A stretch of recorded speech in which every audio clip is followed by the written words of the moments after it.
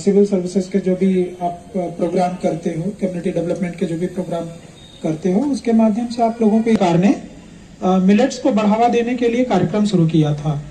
और उसी के प्रयास के द्वारा ही इसको अंतर्राष्ट्रीय मिलेट वर्ष के रूप में मनाया जाएगा। तो ये प्रयास जो कि हिंदुस्तान का था और इसको हमें प्रमोट करना, बढ़ावा देना है, जैसे कि हम लोगों ने है, बिल्कुल उसी तरह इसको भी बढ़ावा देना है। और जहाँ तक मिलेट्स की बात है, इसको हम लोग साधारण भाषा में मोटा अनाज कहते हैं, जैसा कि सर ने आज बताया कि इसको श्री अन्न भी बोलते हैं, और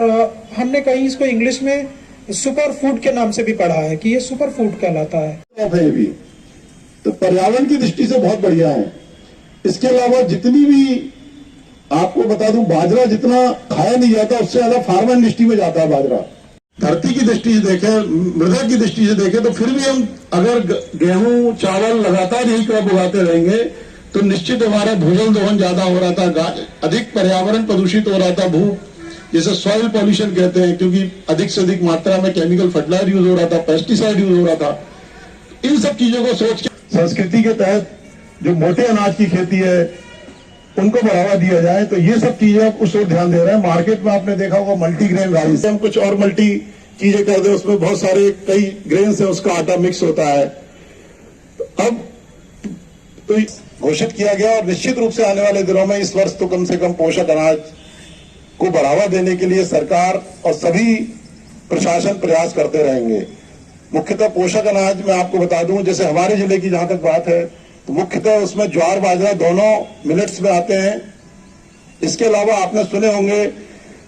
रागी, कुटकी, कोदो,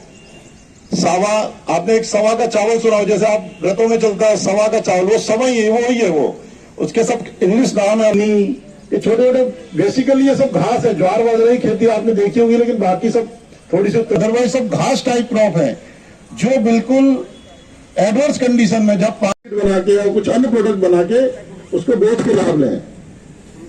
इस तरह की चीजें मोटे अनाज को बढ़ावा देने के लिए प्रारंभ की जा रही हैं।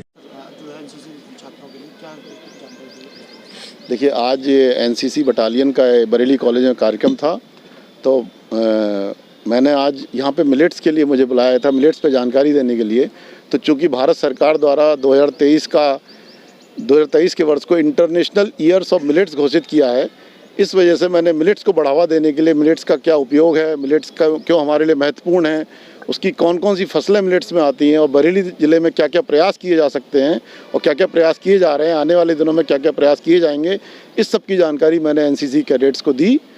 जो मुझे लगता है बहुत ही उपयोगी होगी। और आने वाले दिनों में बरेली ज़िले या सभी स्तर पर जो भी भारत सरकार के प्रयास हैं उनको आने वाले दिनों में प्रगति हम कर पाएंगे मिलेट्स के बारे में। किस चीज़ में है, चावल है, गेहूं, किस चीज़ में आप